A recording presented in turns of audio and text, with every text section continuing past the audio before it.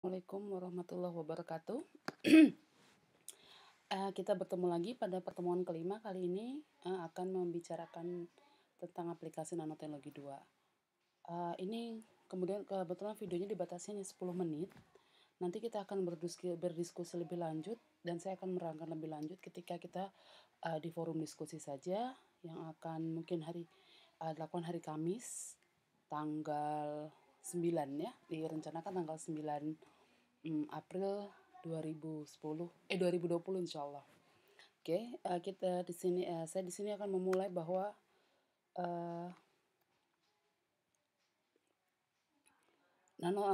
aplikasi nanoteknologi seperti yang sudah saya sampaikan sebelumnya itu sangat luas sekali, mencakup banyak field, banyak bidang di dalam di kehidupan kita sehari-hari. Nah, saya menekankan di sini adalah dua aplikasi, yaitu pertama di biomedical dan food teknologi. Di biomedical ini dan drug delivery ada dibagi menjadi 6 klaster khusus, yaitu drug delivery, targeted therapy, gene delivery, detection and diagnosis, molecular imaging, and then biomarker mapping. Nah, ini setiap dari aplikasi ini mempunyai requirement yang tertentu untuk nanopartikel yang dipakainya. Nah, secara khusus pada pada materi ini saya akan menerangkan mengenai nanoteknologi dalam bidang biomedical, yaitu cancer drug delivery. Seperti yang kita ketahui bahwa kanker atau cancer adalah salah satu penyebab paling besar kematian di dalam negeri ini.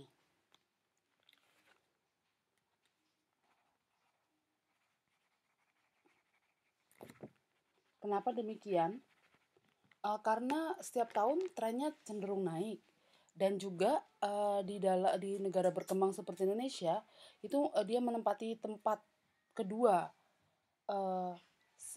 penyebab kematian setelah penyakit degeneratif ataupun jantung, dan juga memperlihatkan kecenderungan untuk meningkat setiap tahun, yang mungkin dibarengi dengan gaya hidup manusia yang pada tahun ini, dan juga kita mungkin terpapar dengan zat-zat yang karsinogenik sehingga menyebabkan lebih rentan untuk terjadinya kanker pada masa-masa ini. Nah, karena terapi yang paling banyak dipakai adalah pembedahan, surgery, radioterapi, dan kemoterapi. Nah, kemoterapi ini paling banyak yang digunakan, terutama untuk kanker-kanker yang pada kondisi yang advanced stage atau kondisi-kondisi yang fase misalnya lebih tinggi, kayak stadium 4 sudah tinggi ya. Namun penggunaan kemoterapi untuk treatment kanker akan memberikan efek yang efek samping pada normal tisu atau jaringan-jaringan normal. Seperti ada nephrotoxicity, neurotoxicity, dan juga cardiotoxicity. Dan yang tak kalah pentingnya adalah side effect adalah multi-drug resistance, di mana pada kondisi tertentu tubuh itu sudah tidak merespon lagi terhadap dosis yang diberikan kepada obat tersebut. Dan itu tentunya berbahaya pada pasien dan bisa menyebabkan kematian.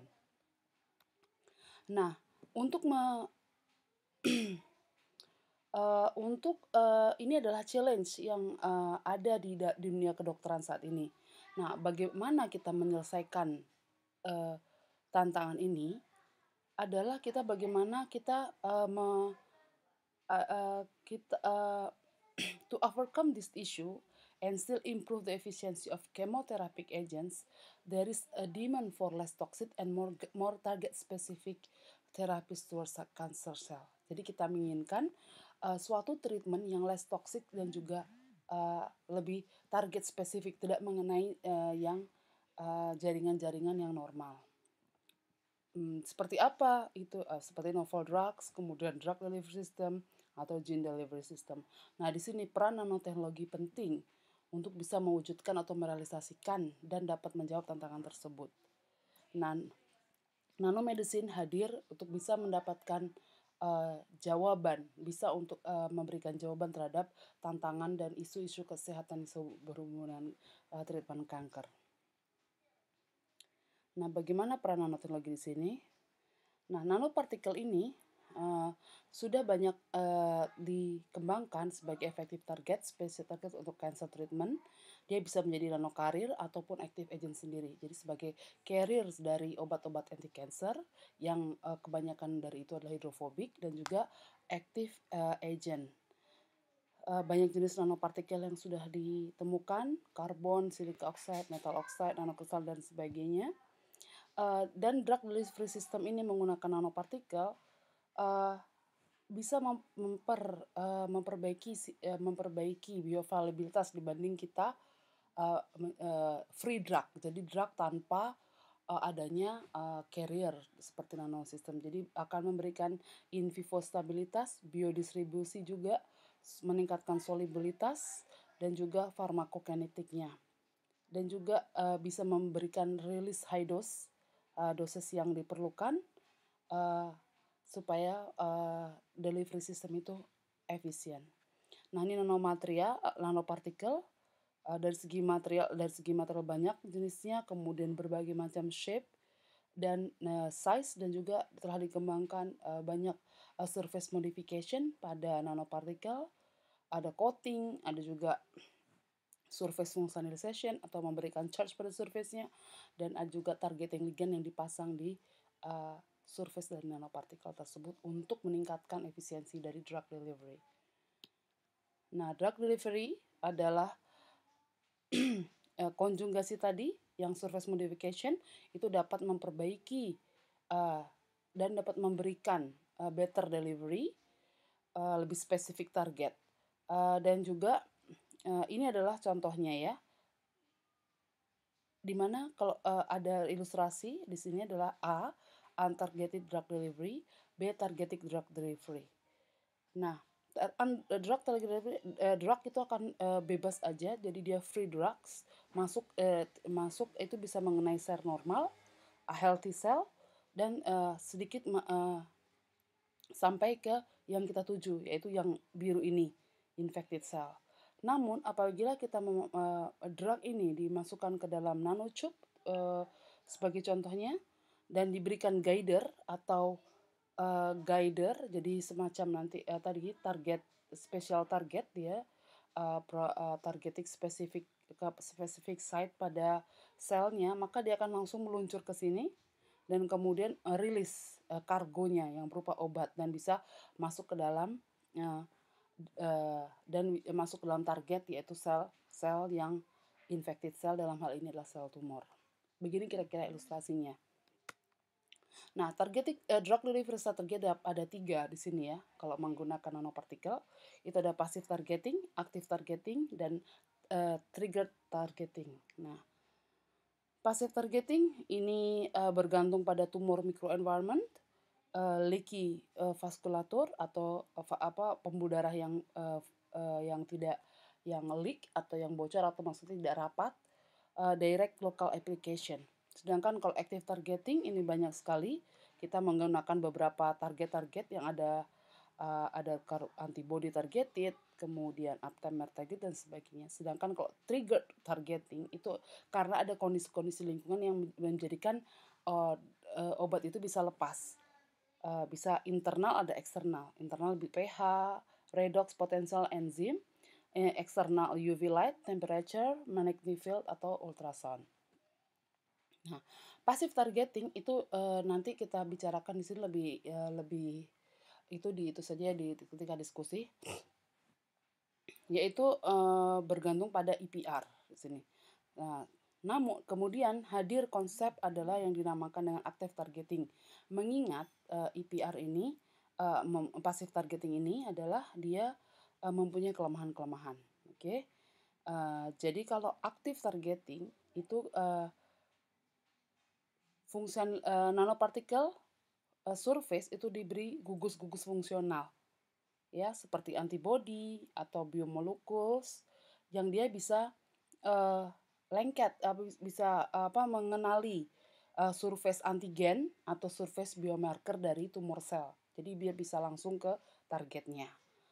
Nah nah IPR ini sendiri apa yang disebut IPR? IPR adalah suatu kondisi fisiologis, yang,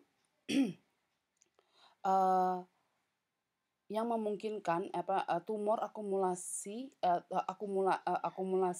partikel, atau large and small particle di sekitar tumor.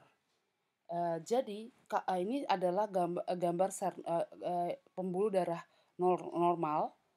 Pembuluh darah normal ini ada endothelial cell yang dia rapat ya, dan tidak bisa ditembus oleh partikel nanopartikel, ya. Nah, sedangkan kalau eee, fenomena IPR ini mmm, ada di, tumor karena kenapa? Apa yang terjadi, tumor ini adalah suatu sel-sel yang hidup yang butuh oksigen dan juga nutrisi. Nah, karena kebutuhan akan oksigen dan nutrisi mereka cenderung membentuk, vaskular baru atau yang dinamakan pembuluh darah baru.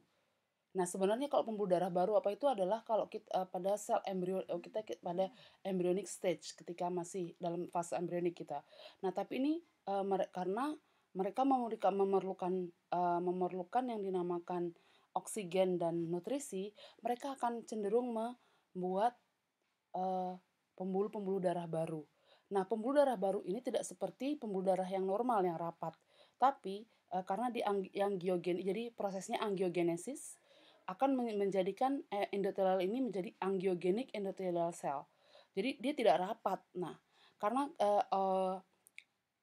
nature yang begini, maksudnya yang sifatnya begini, memungkinkan ada, masuk, partikel, nanopartikel berukuran 10 sampai 500, nanometer, ya. Jadi bisa masuk nanopartikel bisa masuk kemudian dapat, dapat berdifusi ke dalam, sel, kanker tersebut. Jadi, dan sel tersebut mati. Nah, APR effect ini hanya applicable untuk a larger molecular weight particle, kira-kira 400 sampai 800 kilodalton dan ukuran 10 sampai 500 nanometer. Tapi tidak bisa dilalui oleh, obat-obat non-obat-obatan, eee eee, anti-cancer drug, obat-obat anti kanker yang dia,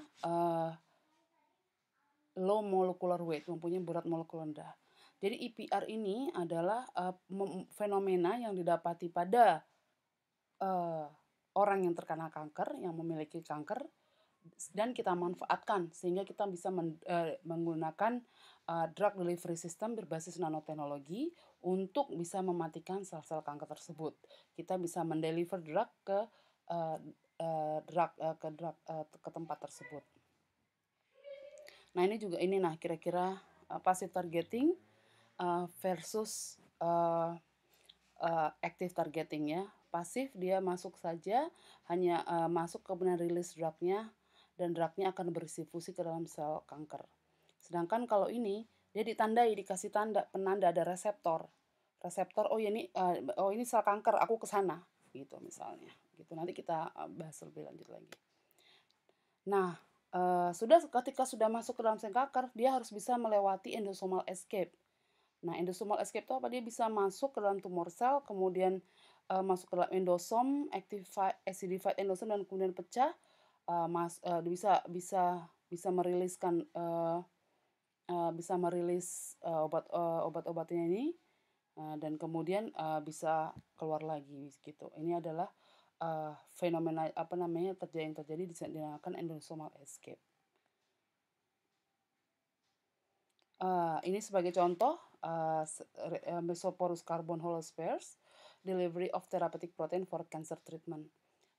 Ini adalah, eee, pekerjaan dari salah satu teman saya di lab waktu S3.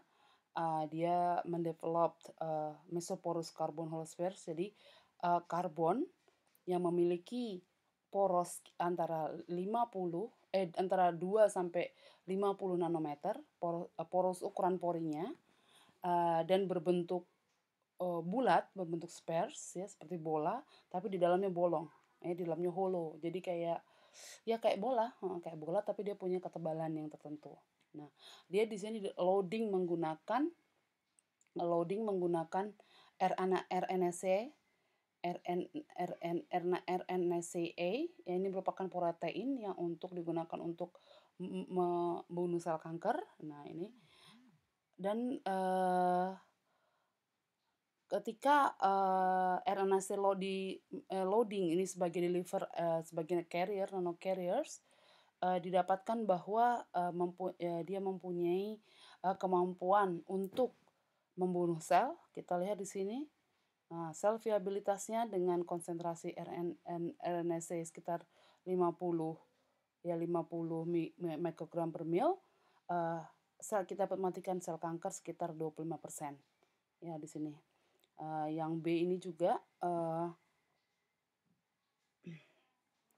sama, bisa malah sampai bisa hanya 10%.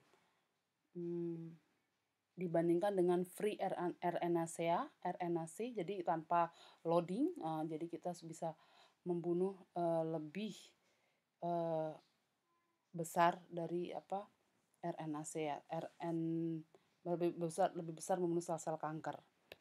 Nah, ini kita bisa terlihat di sini, ini adalah nukleusnya, kemudian sel-selnya dalam fitsi, ini sel, dan ini terlihat bahwa RNA-C sudah masuk ke dalam selnya. Ini nuklearnya, dan ini adalah lysos. Nanti saya baca ini lagi. Kita lihat bisa masuk dan dia bisa masuk ke dalam sel kankernya tersebut. Nah, itu kira-kira pengantar kuliah saya. Nanti kita lebih banyak berdiskusi lagi. Sekian dan terima kasih. Wassalamualaikum warahmatullahi wabarakatuh.